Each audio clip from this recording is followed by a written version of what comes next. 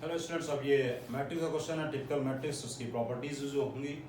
तो एम कोई matrix given है और एडजॉइंट ऑफ एम की अगर हम एडजॉइंट की मैट्रिक्स की डिटर्मिनेंट अगर हम फॉर्म करते हैं तो उसके डिटर्मिनेंट की जो वैल्यू होती है वो अपने ओरिजिनल डिटर्मिनेंट का स्क्वायर होती है। ये प्रॉपर्टी पता होनी चाहिए।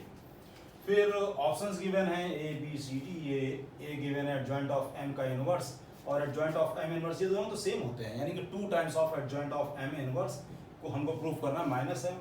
फिर determinant of adjoint of M square, इसको हम लोग ऐसे ही बोल सकते हैं कि determinant of adjoint of M whole square की वैल्यू 81 होनी चाहिए, यानी कि ओरिजिनल जो एम होगा वो 3 होना चाहिए, तभी 3 की पावर 4 मिलेगा। फिर ए प्लस बी, ए और बी निकालना है और फिर ये एक चौका दे रखा है। चलिए स्टार्ट करते हैं। सबसे पहले हम इसके डिटर्मिनेंट की वैल्यू निकाल लें। एडजॉइंट ऑफ एम ये क्या हो गया, -1 लिया तो 6 - 6 मीन्स 0। फिर -1 किया तो -8 + 10 एंड देन उसके बाद -1 किया तो ये आ गया 24 - 30। तो ये हो गया 2 मीन्स -2 और ये हो गया 20 - 30 मीन्स -6 मीन्स +6 इसका मतलब ये 4 आ गया। तो अगर ये 4 आ गया और ये एडजॉइंट ऑफ एम की डिटर्मिनेंट है तो इसका मतलब यहाँ पर तो ये जो एम की वैल्यू होगी ये m² = 4 है, तो इसका मतलब डिटर्मिनेंट ऑफ m जो होगा वो या तो +2 होगा या -2 होगा। तो इसका मतलब हम पहले a और b की वैल्यू निकालेंगे। तो चलिए बी ऑप्शन पे आ जाएं। तो बी ऑप्शन में क्या है, determinant of adjoint of m², इसको हम लोग ऐसे भी बोल सकते हैं determinant of adjoint of m का स्क्वायर। इसका मतलब क्या हो गया 4 का स्क्वायर। 4 का स्क्वायर मीन्स 16। तो ये तो ऑप्शन गड़बड़ हो गया, ये तो करेक्ट नहीं है। अब आगे देखते हैं। अब इसका कोई रोल नहीं रह गया है, इसका केवल रोल बी ऑप्शन तक का था। अब नेक्स्ट देखते हैं, तो इसको रब कर दिया जाए।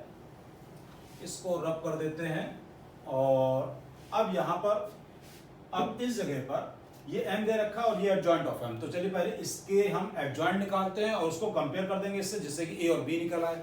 अब यहाँ पे भी कैसे टाइम सेव करेंगे ये भी देखेंगे।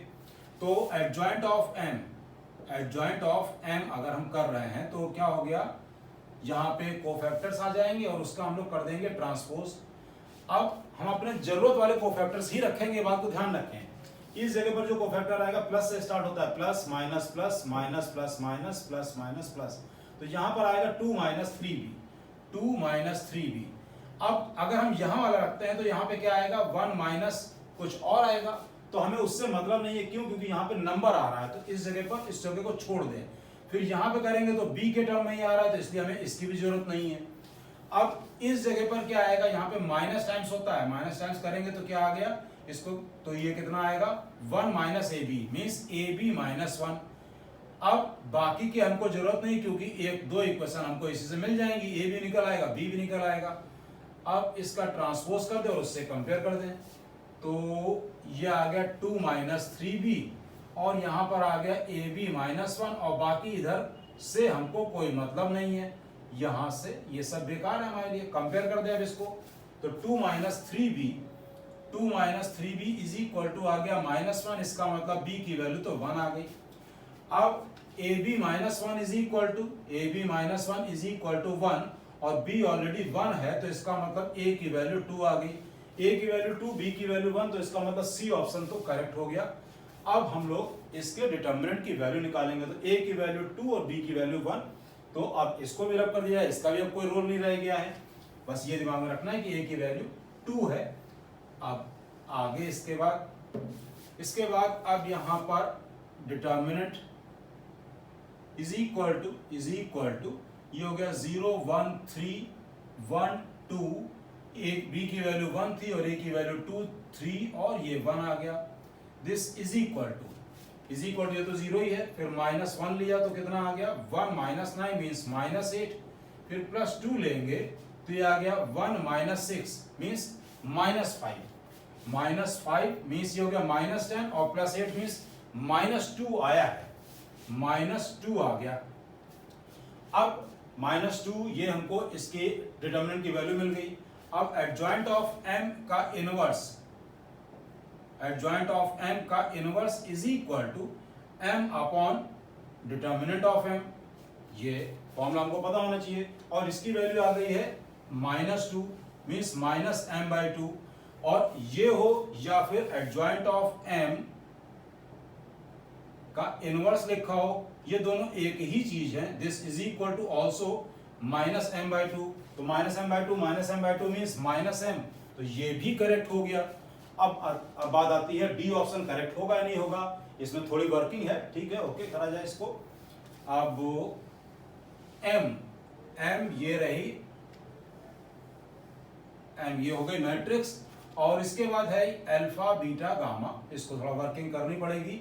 ये हो गया अल्फा बीटा गामा, और इधर है 1 2 3, साइमल्टेनियसली सॉल्व करना होगा इसको 1 2 3। तो इसको सॉल्व किया जाए, यहाँ पर ये कितना आ जाएगा, इसको इससे मल्टीप्लाई करेंगे तो आ गया बीटा प्लस 2 गामा, फिर उसके बाद इसको इससे करेंगे तो alpha plus 2 beta plus 3 gamma, और फिर ये आ गया 3 alpha plus beta plus gamma is equal to 1 2 3, 1 2 और 3।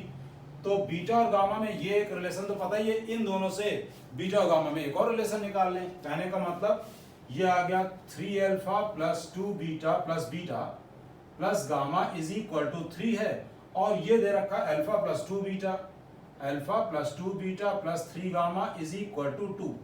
इसको 3 से मल्टीप्लाई कर दे जिससे कि अल्फा का मामला खत्म हो जाए। बीटा और गामा में एक ये रिलेशन दे रखा है, beta plus 2 gamma is equal to 1, और एक और आ जाएगा बीटा और गामा में, दोनों को सॉल्व कर लेंगे।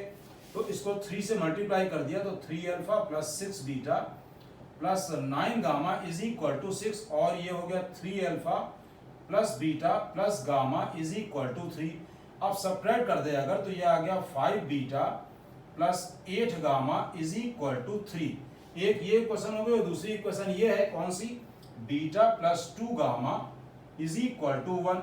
अब इसको 5 से मल्टीप्लाई करके इससे सब्ट्रैक्ट कर दे तो ये आ गया 5 beta plus 10 gamma is equal to 5, और ये है 5 beta plus 8 gamma is equal to 3।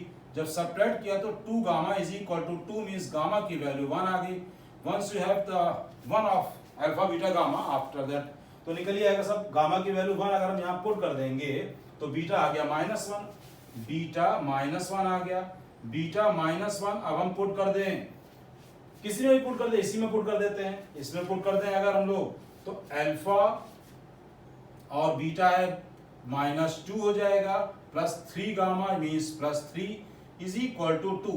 तो अब अल्फा की वैल्यू कितनी निकल आई, अल्फा इज इक्वल टू ये आ गया -1 मीन्स 3 आ गया, इधर हो गया -1 मीन्स 4 और 1 आ जाएगा, अल्फा की वैल्यू सॉरी 1।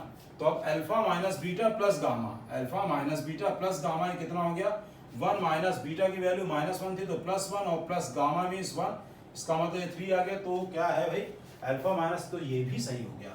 थोड़ी वर्किंग थी यहाँ पर लेकिन ओके। तो A C D options are correct, okay.